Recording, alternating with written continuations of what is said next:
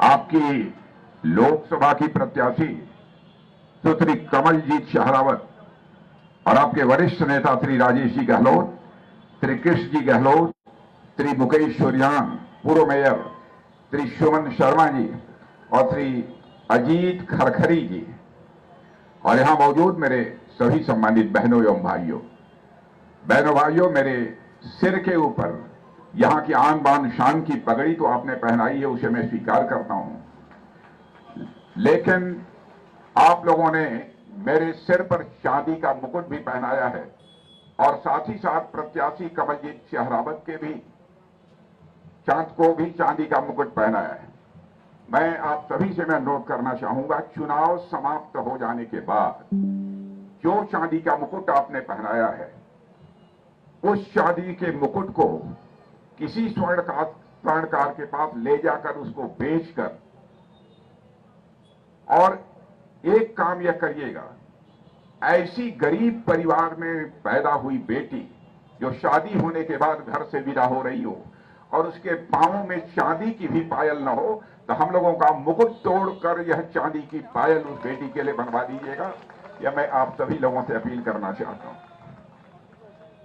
जहां तक इस देश के चुनाव का प्रश्न है, आप सभी लोग जानते हैं 5 चरणों के चुनाव संपन्न हो चुके हैं और बहनों भाइयों, भारत के ही नहीं दुनिया के राजनीतिक विश्लेषक यह दावा कर रहे हैं कि जो भारत में 5 चरणों के चुनाव संपन्न हो गए हैं, उससे यह बात पूरी तरह से साफ हो गई है कि भारतीय जनता पार्टी नेतृत्व की एनडीए 400 से अधिक सीटों पर विजय प्राप्त करके अपनी सरकार बनाने जा रही है। जहां तक दिल्ली का प्रश्न है, बहनों भाइयों, केवल आम आदमी पार्टी की बात नहीं कर रहा हूं, मैं कांग्रेस की भी बात कर रहा हूं। भारत की राजनीति में विश्वसनीयता का संकट, क्राइसिस ऑफ क्रेडिबिलिटी यदि सबसे अधिक किसी ने पैदा की है, यह कांग्रेस के नेताओं ने पैदा किया है, आम आदमी पार्टी के लोगों ने पैदा किया है। नेता तो ऐसा होना चाहिए जो कहे, उसे करके दिखाए, चाहे उसके लिए कितनी भी बड़ी कीमत क्यों न चुकानी पड़े। यहां पढ़े लिखे लोग बड़ी संख्या में हैं, हमारे मीडिया के मित्र भी यहां पर मौजूद हैं। मैं किसी कार्यकर्ता की बात नहीं कहता हूं, मैं भारतीय जनता पार्टी के बारे में मैं कहना चाहूंगा। 1951 से लेकर आज तक का हमारा कोई चुनावी घोषणा पत्र उठाकर देख ले। बहनों भाइयों, अपने चुनावी घोषणा पत्र में जो कुछ भी हम लोगों ने अब तक कहा है, अक्षरशः उसको पूरा करने वाली हिंदुस्तान की अकेली राजनीतिक कोई पार्टी है तो भारतीय जनता पार्टी है। हमारे कहने और करने में कभी अंतर नहीं रहा है। धारा 370 को समाप्त करने की बात हम लोगों ने कही थी, संसद के दोनों सदनों में बहुमत मिल जाएगा, चुटकी बजाकर धारा 370 समाप्त करेंगे, और आपने देखा कि चुटकी बजाकर हमने समाप्त कर दिया। हमने कहा था कि अयोध्या की धरती पर भव्य राम का मंदिर बनकर रहेगा। मुझे याद है कि जिस समय हम लोग आंदोलन कर रहे थे, नारे लगाते थे, रामलला हम आएंगे, मंदिर यहीं बनाएंगे, या कांग्रेस के लोग हम लोगों से सवाल पूछते थे, हाँ रामलला हम आएंगे, मंदिर बनाएंगे, लेकिन तारीख नहीं बतलाएंगे। बहनों भाइयों, वह 22 जनवरी की तारीख आ गई जबकि हमारे प्रधानमंत्री ने धर्माचार्यों के मार्गदर्शन में रामलला की प्राण प्रतिष्ठा अयोध्या की धरती पर कर दी और वहां पर भव्य राम का मंदिर बनकर तैयार हो गया। एक संकेत पूरी तरह से साफ है। मेरे बहनों भाइयों, रामलला अपनी झोपड़ी से निकलकर अपने महल में प्रवेश कर चुके हैं। भारत में राम राज्य का आगाज होकर ही रहेगा, दुनिया की कोई ताकत रोक नहीं सकती। 3 तलाक को समाप्त करने की बात जब हम लोगों ने कही, लोगों ने कहा साहब दूसरे के धर्म के मामले में आप कैसे हस्तक्षेप कर सकते हैं। बहनों भाइयों, चाहे हिंदू हो, मुसलमान हो, ईसाई हो, यहूदी हो, जो भी भारत का नागरिक है, उसकी माता, बहन, बेटी वो भारतीय जनता पार्टी के लोगों की भी माता, बहन और बेटी है। उस पर कोई जुल्म होगा, हम वोट की चिंता नहीं करेंगे, सरकार की नहीं चिंता नहीं करेंगे, बल्कि उसकी मां, बहन, बेटी के हम साथ खड़े रहेंगे। इसीलिए हम लोगों ने 3 तलाक की प्रथा को भी हम लोगों ने समाप्त कर दिया। मैं चर्चा करना चाहता हूं इस दिल्ली के आम आदमी पार्टी के नेता की क्या क्या वादे इन्होंने किए थे। बहनों भाइयों, जिसने अपने गुरु अन्ना हजारे को धोखा दिया है, वह दिल्ली की जनता का कैसे विश्वास हासिल कर सकता है? कैसे भरोसा किया जा सकता है कि वह दिल्ली की जनता को धोखा नहीं देगा? बार बार झूठ बोला। अन्ना हजारे मना करते रहे। जिस झंडे के तले, जिस बैनर के तले हम लोगों ने कांग्रेस के भ्रष्टाचार के खिलाफ लड़ाई लड़ी है, अब उसके तले यहां पर कोई राजनीतिक पार्टी नहीं बननी चाहिए। लेकिन केजरीवाल ने अपने गुरु अन्ना हजारे की भी बात नहीं मानी और उन्होंने एक नई राजनीतिक पार्टी बना ली। राजनीतिक पार्टी बनाने के बाद उन्होंने क्या क्या वादे किए हैं, यह आपको बताने की जरूरत नहीं है, आप सभी अच्छी तरह जानते हैं। उन्होंने कहा था कि हमारी सरकार इस दिल्ली को लंदन बना देगी। इतनी छोटी सोच। बहनों भाइयों, आज हमारा और आपका भारत लंदन से काफी आगे निकल चुका है। अब लंदन से भारत की तुलना नहीं की जा सकती है। रहा होगा कभी वह जमाना जबकि इंग्लैंड और लंदन के साथ भारत की तुलना होती थी। लंदन और उसके साथ अब भारत की तुलना नहीं की जा सकती। मेरे बहनों भाइयों, इन्होंने बहुत सारे वादे किए थे। यमुना नदी के बारे में कहा, यमुना नदी को हम पूरी तरह से साफ करेंगे।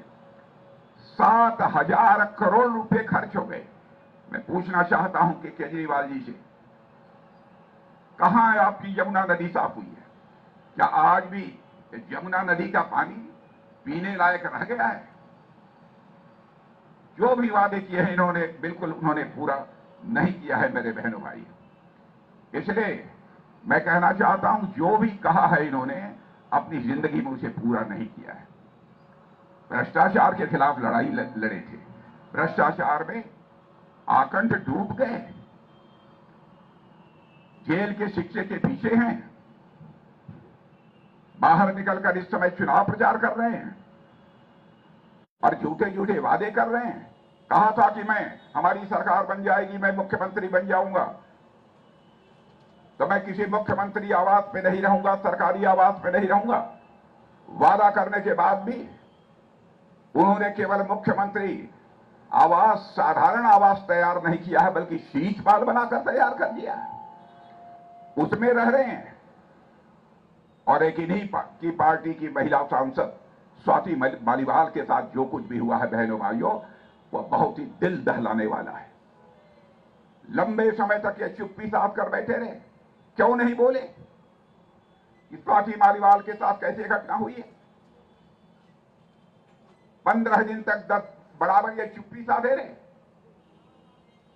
और अब ये कहते हैं कि मामले की जांच चल रही है।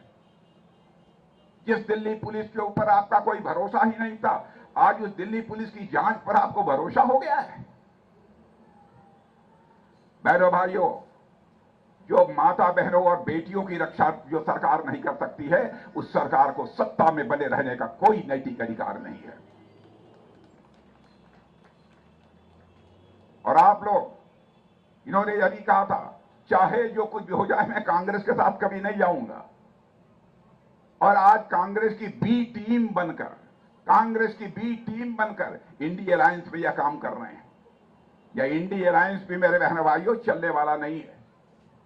आपने देखा कि यहां पर आम आदमी पार्टी और कांग्रेस का अलायंस है, तो वहीं पर पंजाब में जाकर देखिए, आम आदमी पार्टी और कांग्रेस एक दूसरे के खिलाफ ये चुनाव लड़ रहे हैं। और यह जो सरकार बनाने की बात करते हैं, झूठे वादे देश की जनता के साथ ये लोग कर रहे हैं। और बहनों भाइयों, जहां तक मोदी जी के नेतृत्व का प्रश्न है, मुझे ज्यादा कहने की कोई जरूरत नहीं है। आप सभी अच्छी तरह जानते हैं, दिल्ली के बहुत सारे लोग विदेशों में रहते हैं, पहले भी विदेशों में रहते थे लोग। उनको इस बात की जानकारी होगी कि आज से 10 वर्षों पहले दुनिया में भारत के प्रति क्या प्रतिष्ठा थी, भारत का कितना बड़ा सम्मान था। आज के 10 वर्षों पहले अंतर्राष्ट्रीय मंचों पर भारत कुछ बोलता था तो भारत की बातों को जिस गंभीरता पूर्वक लिया जाना चाहिए, नहीं लिया जाता था मेरे बहनों भाइयों। लेकिन आज अंतर्राष्ट्रीय मंचों पर भारत कुछ बोलता है, सारी दुनिया कान खोलकर सुनती है भारत बोल क्या रहा है। यह दुनिया में भारत का कद बढ़ा है।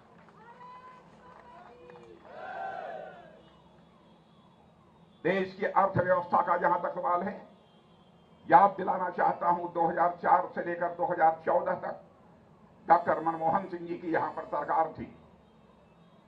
2004 में धन दौलत के मामले में, अर्थव्यवस्था के आकार के मामले में जो हमारा भारत दुनिया के देशों में 11वें स्थान पर था, डॉक्टर मनमोहन सिंह जी की सरकार जाने के बाद 2014 में भी वही 11वें स्थान पर ही था।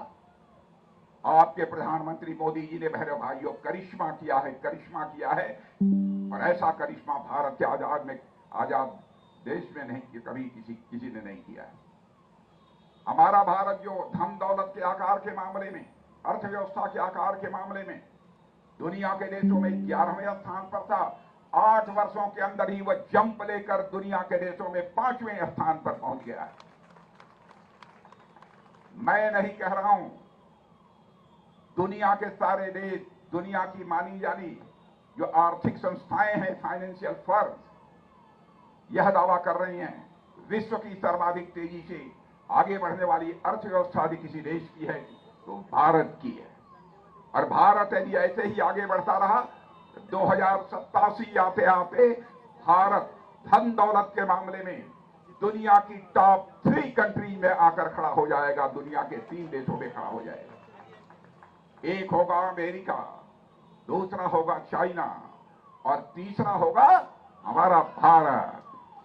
लेकिन आज मेरी बात सुन लेना मेरे बहनों भाइयों, भारत की अर्थव्यवस्था की विकास जितनी तेज गति से आगे बढ़ रही है, 2047 आते आते किसी भी संभावना को नकारा नहीं जा सकता। लेकिन एक बात मैं दावे के साथ कह सकता हूं, पक्के विश्वास के साथ, संभावनाओं पर नहीं, 2070 आते आते भारत आर्थिक दृष्टि से दुनिया का सबसे धनवान देश बनकर रहेगा मेरे बहनों भाई। और मैं तो कहना चाहता हूं, हम लोगों की ख्वाहिश है कि भारत या विश्व की महाशक्ति बने। हम विश्व की महाशक्ति बनना चाहते हैं तो दुनिया के किसी देश पर आक्रमण करने के लिए, दुनिया के किसी देश की 1 इंच जमीन पर कब्जा करने के लिए हम विश्व की महाशक्ति नहीं बनना चाहते। विश्व की महाशक्ति हम बनना चाहते हैं तो पूरे विश्व के कल्याण के लिए हम विश्व की महाशक्ति बनना चाहते हैं। क्योंकि भारत दुनिया का अकेला देश है जहां के रहने वाले ऋषियों और मनीषियों ने भारत की सीमा में रहने वाले लोगों को ही अपने परिवार का सदस्य नहीं माना है, बल्कि विश्व की धरा पर रहने वाले सारे लोगों को अपने परिवार का सदस्य मानते हुए वसुधैव कुटुंबकम का संदेश सारे विश्व को दुनिया के किसी देश की धरती से गया है तो हमारे और आपके देश या भारत की धरती से गया है मेरे बहनों भाइयों।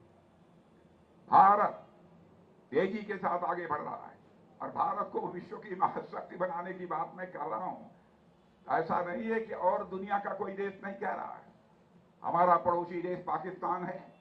पाकिस्तान के एक सांसद फजलुर रहमान साहब, पाकिस्तान की संसद में खड़े होकर फजलुर रहमान साहब ने यह कहा कि आज भारत विश्व की महाशक्ति बनने की ओर तेजी से आगे बढ़ रहा है, लेकिन पाकिस्तान अपने को बर्बादियों से बचाने के लिए दुनिया के सामने हाथ फैलाकर भीख मांग रहा है। यह भारत के बारे में सारी दुनिया में धारणा बनी है। तकलीफ उस समय होती है बहनों भाइयों, जिस पाकिस्तान के पूर्व मंत्री फवाद हुसैन ने यह दावा किया उरी और पुलवामा की जो आतंकवादी घटना हुई है वह पाकिस्तान की सरकार ने कराया है, और उसी व्यक्ति ने कांग्रेस के नेता राहुल गांधी की तारीफ की है। राहुल ऑन फायर कहा है अंग्रेजी में। मैं राहुल जी से पूछना चाहता हूं, क्या जवाब है आपका इसके पास? बहनों भाइयों, हमारा देश अब तेजी के साथ आगे बढ़ रहा है। अब तो हम चंद्रमा पर भी पहुंच गए हैं, चंद्रमा पर पहुंच गए हैं। और आपको जानकर खुशी होगी, विश्व का यह पहला देश हमारा भारत बन गया है जो कि चंद्रमा के दक्षिणी ध्रुव पर अपना चंद्रयान उतारने में उसने कामयाबी हासिल की है, अपना लैंडर उतारने में कामयाबी हासिल की है। भारत की यह कामयाबी, भारत की सफलता, इसकी सराहना सारे विश्व में मेरे बहनों भाइयों हो रही है। इसलिए मैं आप सभी से अपील करने आया हूं, इस बार का चुनाव किसी प्रत्याशी को विजय दिलाने का ही चुनाव नहीं है। इस बार का चुनाव जो हो रहा है वह देश बनाने के लिए चुनाव हो रहा है मेरे बहनों भाइयों, देश बनाने के लिए चुनाव हो रहा है। और मेरी यह निश्चित मान्यता है, राजनीति की जानी चाहिए तो केवल सरकार बनाने के लिए राजनीति नहीं की जानी चाहिए। राजनीति यदि की जानी चाहिए तो देश बनाने के लिए राजनीति की जानी चाहिए। और मैं आप लोगों से भी कहना चाहता हूं, अपने पार्टी के कार्यकर्ताओं से भी मैं कहना चाहता हूं, भारतीय जनता पार्टी की विश्वसनीयता, भारतीय जनता पार्टी के भरोसे के बारे में आपके जो भी वहां पर राजनीतिक विरोधी हों, उनसे ये पूछिएगा, बताओ 1951 से लेकर अब तक जो भी भारतीय जनता पार्टी ने अपने चुनावी घोषणा पत्र में कहा है उसे पूरा किया है कि नहीं किया है, और आपने जो घोषणाएं की हैं वह किस हद तक पूरा की है। यह सच्चाई किसी से छिपी नहीं है। और बहनों भाइयों, मैंने तो सुना था work from office, work from home, और यहां के मुख्यमंत्री ने जो करिश्मा कर दिया, वर्क फ्रॉम जेल।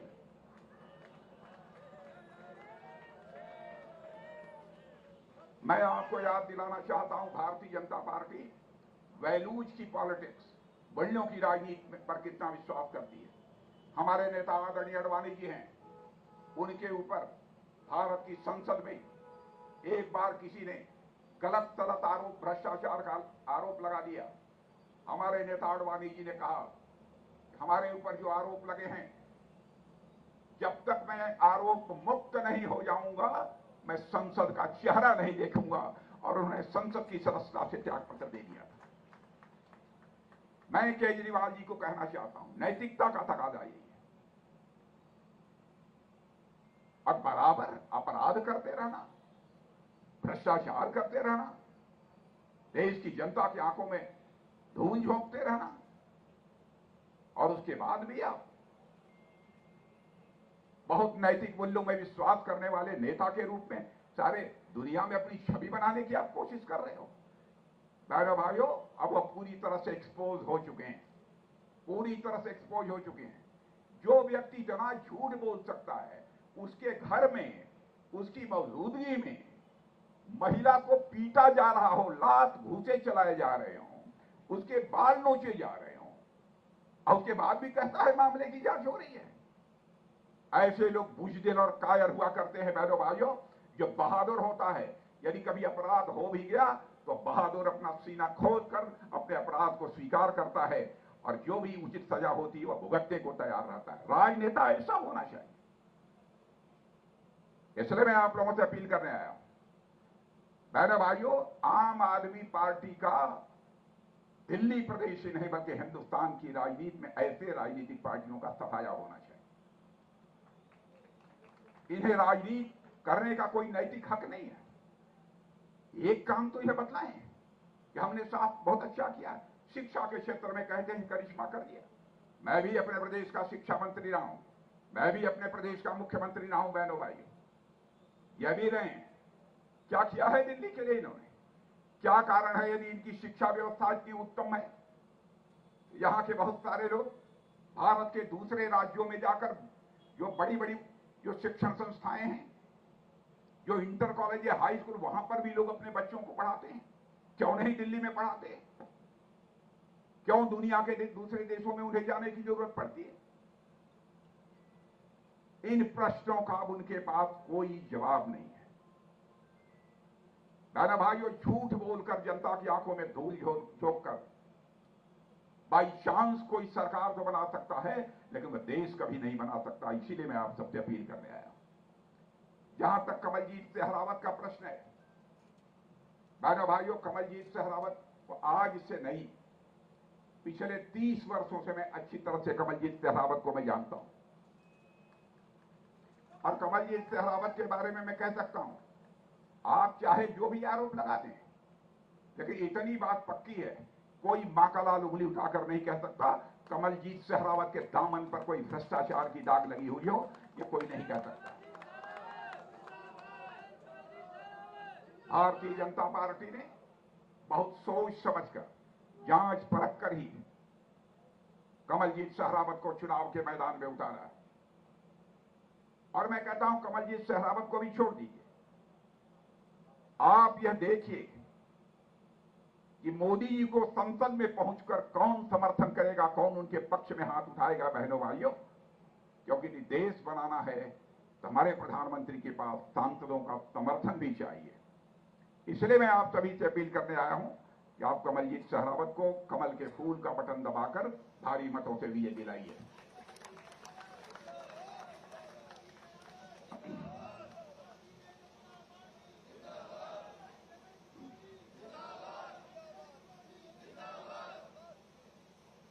और बहनों भाइयों, देश का जहां तक प्रश्न है वो तो आगे बढ़ ही रहा है, उसके संबंध में मुझे कोई ज्यादा नहीं कहना है। लेकिन आप सब पर मैं अपना पूरा विश्वास व्यक्त करते हुए यह मैं मानकर चलता हूं कि यहां से कमलजीत सहरावत को भारी मतों से विजय प्राप्त होगी। और पार्टी का एक वरिष्ठ नेता होने के नाते मैं कमलजीत सहरावत को अपनी शुभकामनाएं भी देता हूं और साथ ही साथ मैं अपना आशीर्वाद भी इन्हें देता हूं। इन्हीं शब्दों के साथ आप सबको बहुत बहुत धन्यवाद, क्योंकि आगे कई राज्यों में हमारी सार्वजनिक सभाएं लगी हैं। इसीलिए मैंने कहा था कि 10 मिनट के लिए मैं आऊंगा, क्योंकि कमलजीत सहरावत का कार्यक्रम है, इसलिए किसी भी सूरत में छोड़ूंगा नहीं। भले ही आगे की मीटिंग्स में तो आधे घंटे विलंब हो जाए, वो मुझे मंजूर है। इसीलिए